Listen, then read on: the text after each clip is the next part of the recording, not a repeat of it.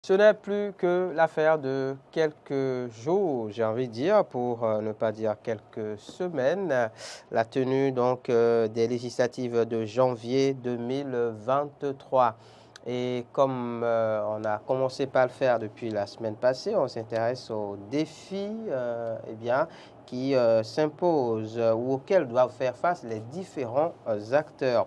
On a parlé des formations politiques de la mouvance présidentielle. On a également parlé des formations politiques de l'opposition. On s'intéresse ce matin aux défis pour les acteurs de la société civile. Qui sont-ils et à quels défis doivent-ils faire face dans le cadre des législatives de janvier 2023?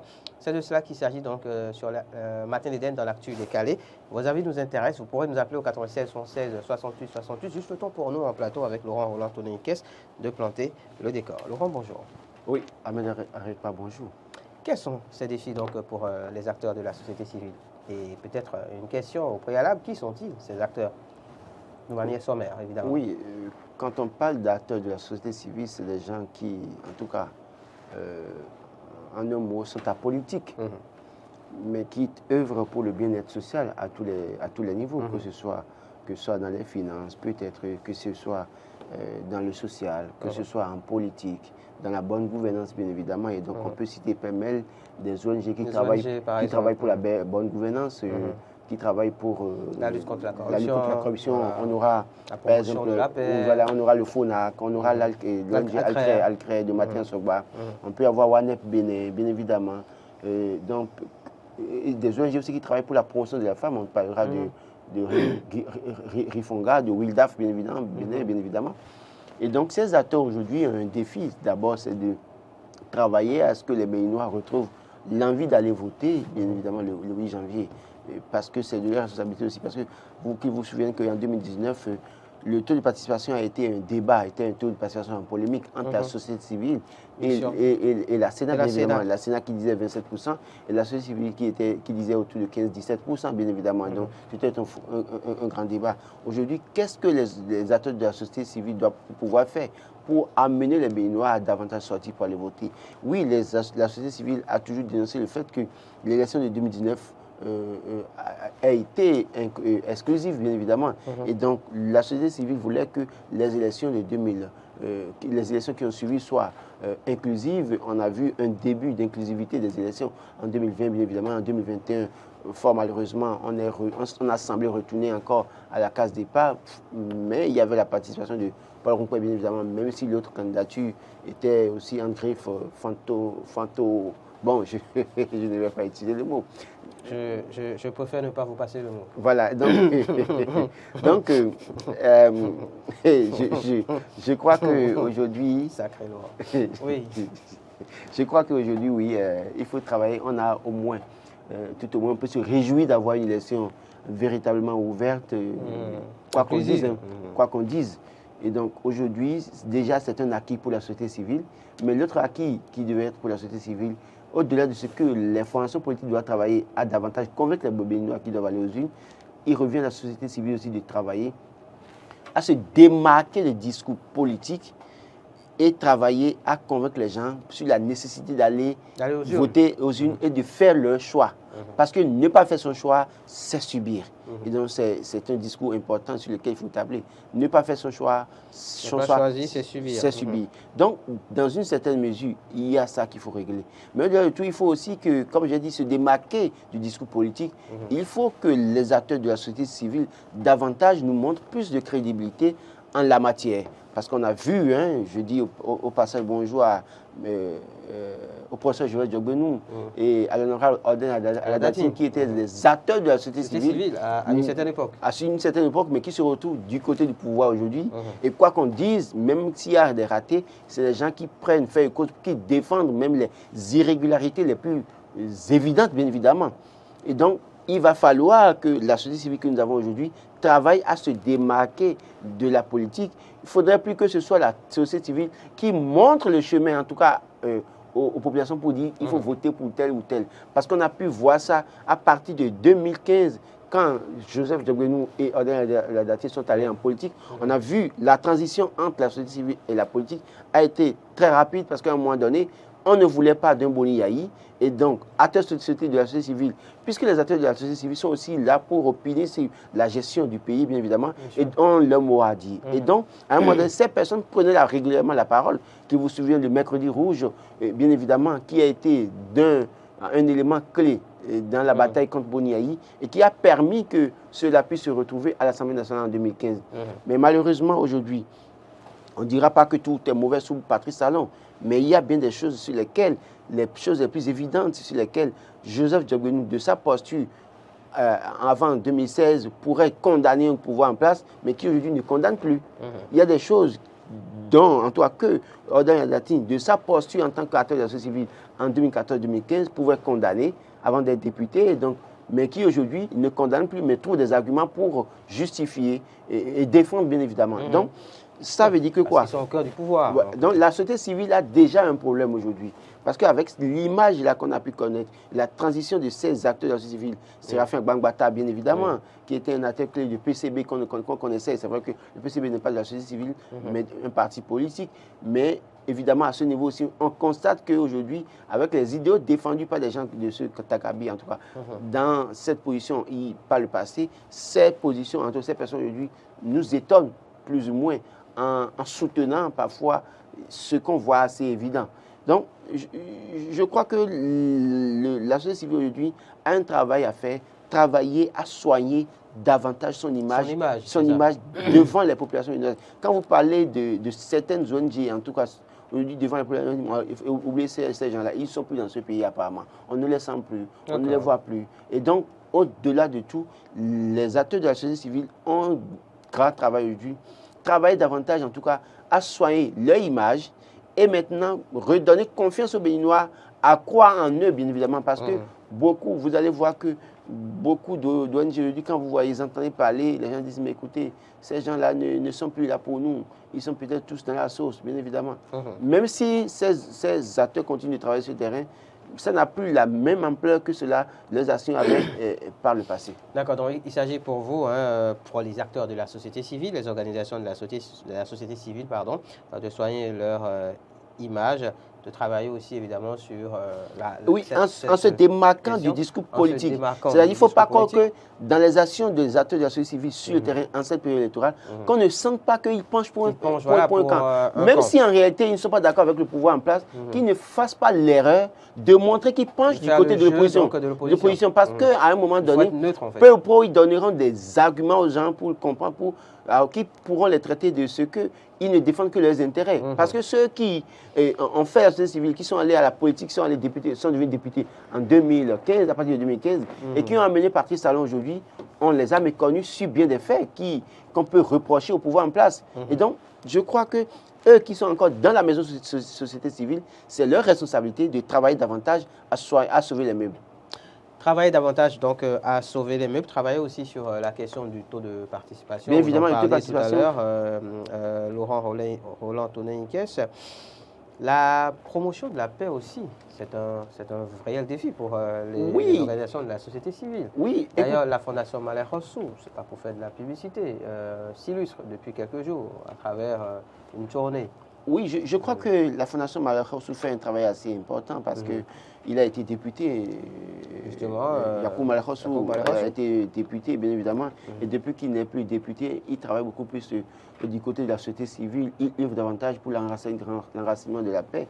Ce que nous avons de plus précieux au Bénin, c'est la paix. Nous avons travaillé, en tout cas les aînés, nos parents ont travaillé pour la paix. Mathieu Kékou aurait décidé de tout foutre en l'air en 90, bien évidemment. Sûr.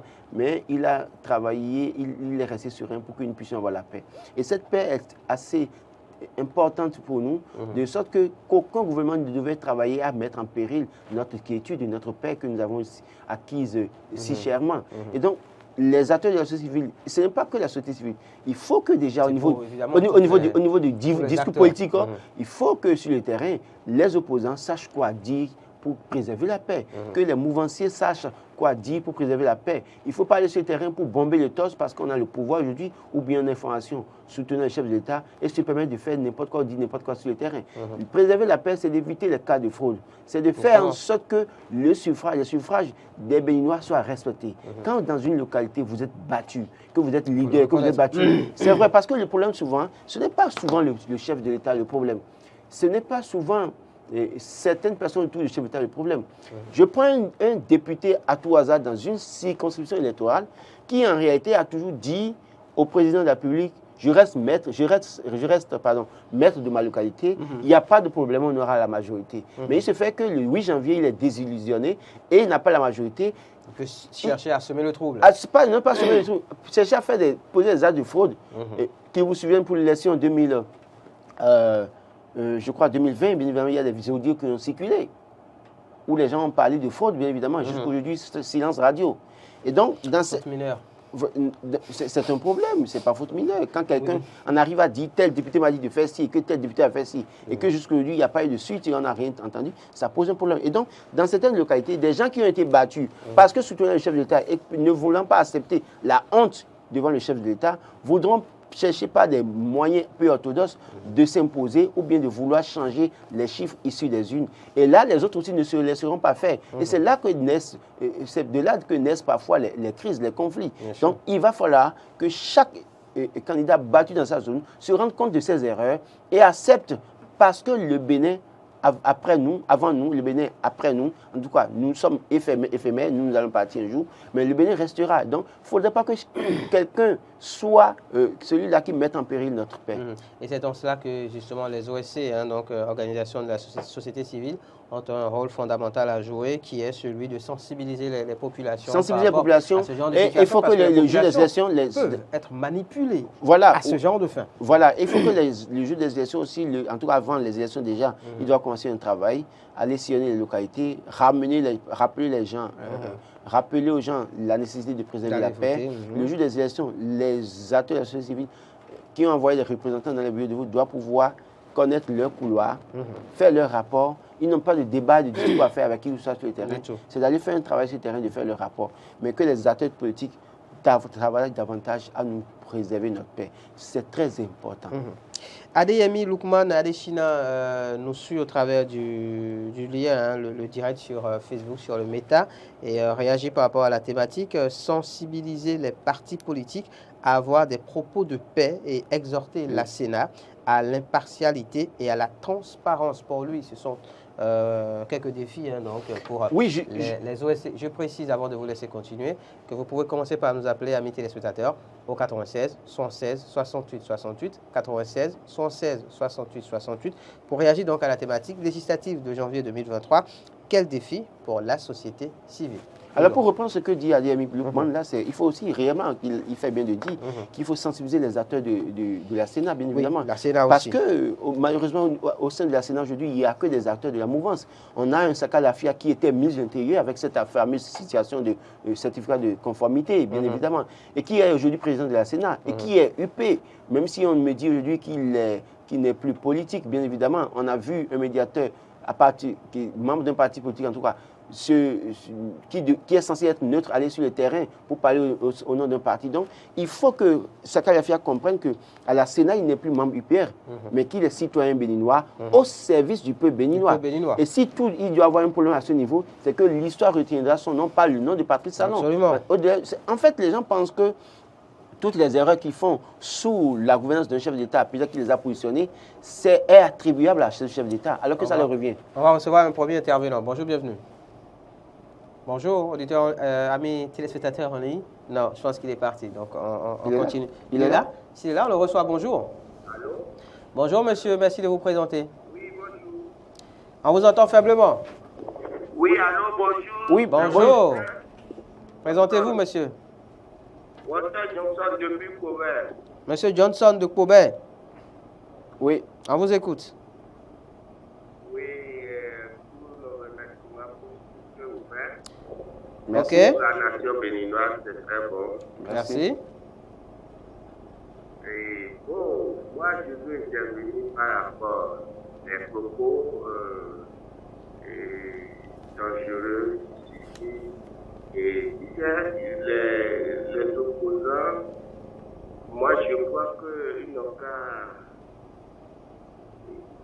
revoir un peu leur manière de parler. Ouais. Ok.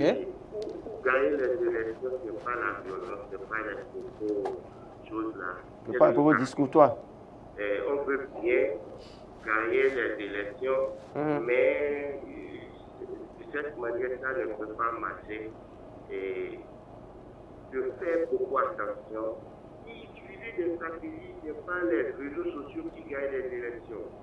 Ce n'est pas les réseaux sociaux, ce n'est pas des injures qui gagnent des élections. Sinon, on va encore. D'accord. Tout ça là, je ne vois pas les stratégies pour gagner les élections pour le moment. Et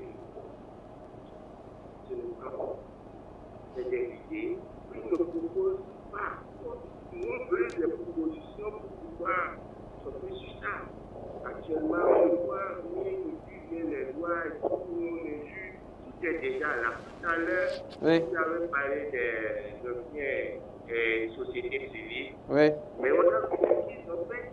Mais qu'est-ce qu'ils ont changé ce qu'ils ne veulent pas? On dit que il peut aussi travailler comme ça et vous venir changer des choses. Les députés au service sont déjà là, c'est des trucs audio, les députés. Maintenant, regardez le Sénégal. Oui. Et ça, on va nous donner. Non. Vous me parlez des députés qui sont arrivés aux mains. Pour que les choses aillent bien. Et c'est pourquoi merci. Le journaliste à côté de vous, Laurent. Je le suis tous les matins. D'accord. Merci beaucoup. Merci, Monsieur Johnson. Salut à tout Pobin. Merci. Bonne journée. Bonne journée à vous. C'est vrai qu'on a eu un peu de mal à bien l'entendre, mais bon, son message aura été alors, compris. je parlais de, de Sakalafi à la tête de la Sénat, et qui est UP, bien malheureusement, parce qu'il n'y a pas eu de possibilité de choisir des opposants, bien évidemment. Et quand, je crois que FCB a envoyé un élément, bien évidemment, oui, mais plus ou moins. Les gens ne font pas confiance totalement. Non, c'est pas moi. Oui. Je fais une lecture de la situation. D'accord? Bonjour, madame ou monsieur. Allô? Oui, bonjour. Bonjour, c'est monsieur Anissé Michel. Oui. Monsieur Anissé Michel de Lokossa. Depuis Lokossa. On vous écoute. D'accord, je vous remercie beaucoup. Merci. Oui. D'accord. Oui, la société civile là, c'est un travail de faire. C'est un travail qui veut faire. Mais est-ce qu'on a encore, société civile encore? D'accord. On peut compter sur société civile là. On peut compter sur eux. En fait, il se pose la question. Il se pose la question si on peut compter. Oui. Parce que l'autre élection là, on a fait l'élection, on a voté la loi assemblée. On n'a pas attendu quelque chose. Mais Michel continue à. D'accord, la société civile n'a pas réagi en fait. Vous pensez que voilà, on a l'impression qu'elle n'existe plus du tout.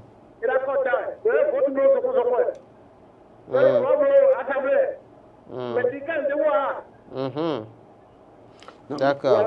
Donc votre problème c'est qu'on a. Merci beaucoup. Merci Monsieur Anissé Michel. Monsieur Anissé Michel qui se demande s'il existe encore mais je pense que la société civile a fait un travail. Ils avaient fait un travail. Je crois qu'on avait reçu même un responsable de la société civile sur le plateau, qui avait montré le travail qui était fait sur le terrain, bien évidemment, et au niveau de leurs organisations, pour que nous puissions en arriver, pour qu'on évite en tout cas la révision de la Constitution. Et pourtant, c'est passé. Bonjour, bienvenue. Bonjour. Oui, bonjour. Merci de vous présenter, monsieur. Monsieur Karim de Savais. Oui. Monsieur Karim de Savais. Imam, merci bonjour. De parler un peu plus fort, Imam. Merci beaucoup. Oui, vous pouvez faire un petit effort en plus, ce serait bien. D'accord, allez-y. Oui. Moi, je pense qu'actuellement, il y a 4 millions de sociétés civiles. Il y a 4 millions de sociétés civiles. C'est-à-dire C'est-à-dire que j'ai divisé ça en 3 ou 4 là. Avec 4 personnes déjà, plus par le fait qu'il y a des sociétés civiles. Ah, une famille fait société civile. Une famille fait société civile. Après, moi, j'ai dit que je fais la société civile. Oui. Il faut pas dire que c'est fait. C'est-à-dire que chacun de nous, oui. on va dire à chaque million de société civile. Il faut donner une société civile à la paix. Et puis, le troisième, le président de la société civile est capable. Si le troisième, c'est pas la loi. Il faut respecter la loi pour que la paix ait une autre. D'accord. D'accord. Après, nous avons dit que chacun de nous se met à faire et que ce qu'il a dit, c'est ça qu'il va faire. D'accord. Ok. D'accord.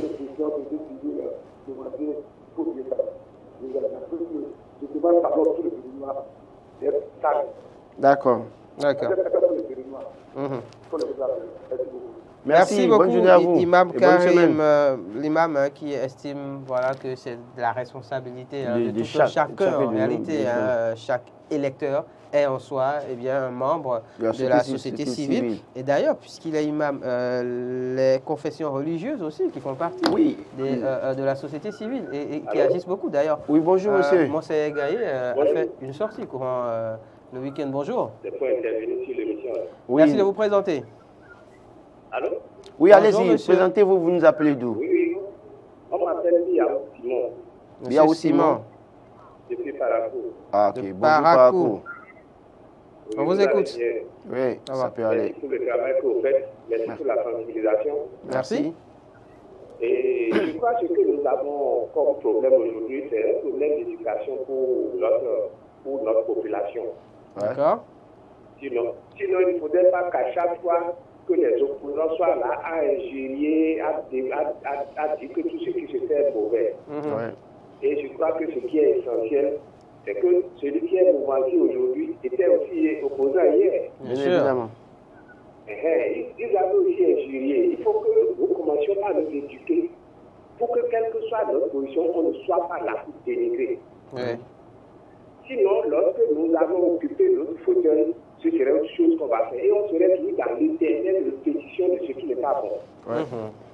Je crois qu'il faut que nous ne commencions pas à ressembler à d'autres qui s'occupent uniquement de ce qui va développer le pays. Que si le mouvement fait bien, on le félicite. Oui, c'est ça. S'il ne fait pas bien, bon, on dit, vous n'avez pas bien fait ceci, mais on propose ceci, mais le dénigrer du campagne, je crois que ce n'est pas normal. D'accord.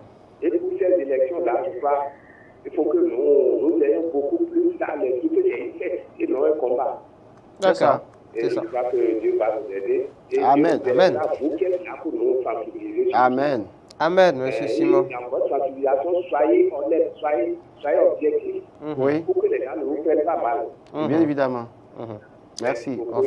Nous allons travailler à cela. On fait l'effort, en tout cas, on fait l'effort. Merci à M. Simon qui nous appelait de Parakou. À l'instant, législatif de janvier 2023, quel défi pour la société civile? C'est le thème donc de l'actu décalé de ce jour. Les appels au 96 116 68 68. Bonjour, bienvenue. Bonjour. Bonjour, monsieur. Bonjour. Oui. Merci de vous présenter. Bonjour. Oui, bonjour, monsieur. Présentez-vous. Oui, Adraman Bakou. Oui, c'est Adraman Bakou depuis Banikora. Adraman Bako depuis Banikora. Monsieur Adraman, on vous écoute. Oui, Bakou. À Bagou, ok. On vous écoute. Oui. Okay. Vraiment, merci beaucoup. Une fois encore, je tiens à vous remercier sincèrement. Merci. Parce que, sincèrement, depuis un bon moment, vous avez toujours œuvré pour qu'il y ait la paix dans notre pays. Merci. C'est ton devoir. Nous sommes béninois. On n'a pas nulle part où aller. Ok. Vraiment, merci beaucoup pour cela. Alors, ce que j'aimerais apporter par rapport au thème, c'est que deux citoyens présidents viennent de parler des propos du côté des opposants qui ne fait pas bien. Donc, cela c'est pour dire quoi? Ces propos-là ne sont pas seulement aux opposants, mais l'apanage, voilà. Aussi, nous avons certains faits. Il y a aussi certains faits qui ne vont pas dans le sens effectivement de la paix. La promotion de la paix. Oui, puisque je ne vais pas citer le nom d'un parti qui continue pas aujourd'hui sur le terrain, continue pas à dire que l'ancien président Boni Yahi est toujours de leur côté, alors que tout le monde sait maintenant que l'ancien président, son parti unique, c'est les démocrates. D'accord. Moi, j'ai de preuves, ce n'est pas que je ne parle pas sans preuve. D'accord, d'accord. Donc, ce n'est pas parce qu'aujourd'hui les démocrates sont sur le terrain que les gens vont continuer par terre qui injurent les autres aussi le font. Qu'on soit honnête, si vraiment les gens veulent, qu'on soit vraiment qui est la paix, la paix que tout le monde trouve là, il faut que nous tous nous puissions garder raison. Donc, ce qui doit sortir de la bouche des uns et des autres, là, il faut que cela ne suive pas de l'autre côté. Qu'on y fasse attention, que chacun fasse un effort, en fait. Voilà. Merci beaucoup. Très bien, c'est ça que j'aimerais apporter. Merci beaucoup. Merci. Je vous remercie. Bonjour. Merci M. Bagou. Salut à tous. Bani Kouara, que l'effort, justement, soit fait de chaque côté. De chaque côté, bien évidemment. Il ne s'agit pas forcément des formations de l'opposition. Les discours haineux, les discours régionalistes et ethnocentristes, il faut éviter au maximum ça parce que dans certaines localités, les gens diront écoutez, tel candidat qui était de l'esprit de telle fonction politique n'est pas de la localité. Et ça peut amener des frustrations et des conflits. On va recevoir peut-être un tout dernier intervenant. Bonjour, bienvenue. Bonjour, monsieur. Merci de vous présenter, monsieur. Ici, c'est monsieur Meou Rigobert. Monsieur Rigobert de Golo Djigbe. On vous écoute. On vous écoute. Et qui me salue. Laurent. Oui, Laurent. Il vous salue aussi. Monsieur Laurent. Oui.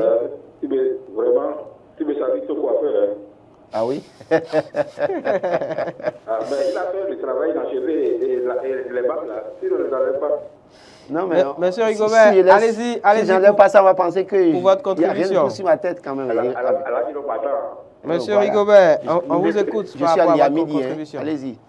Tu vois, on te suit, même depuis Koubert, les gens te suivent.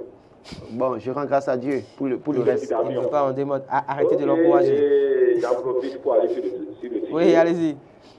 Oui, je vous remercie beaucoup parce que c'est un travail vraiment appréciable que vous avez fait. Merci. Et il faut savoir que vous appuyez déjà la société civile. Et oui, et je l'ai pris d'aller sur le terrain pour sensibiliser la population.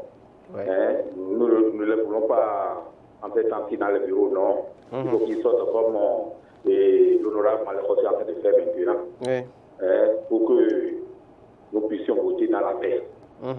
Et surtout parler aux politiques, les propos incendiaires sur les réseaux sociaux, dans les médias, vraiment qui n'ont qu'à cesser. Et à la population de savoir que ce n'est pas le président Talon, ni l'ancien président Yahi Boni qui ira travailler à la place des députés là-bas, non. Donc, ils n'ont qu'à bien regarder le candidat, les analyser, et moralement et tout, avant de voter pour eux.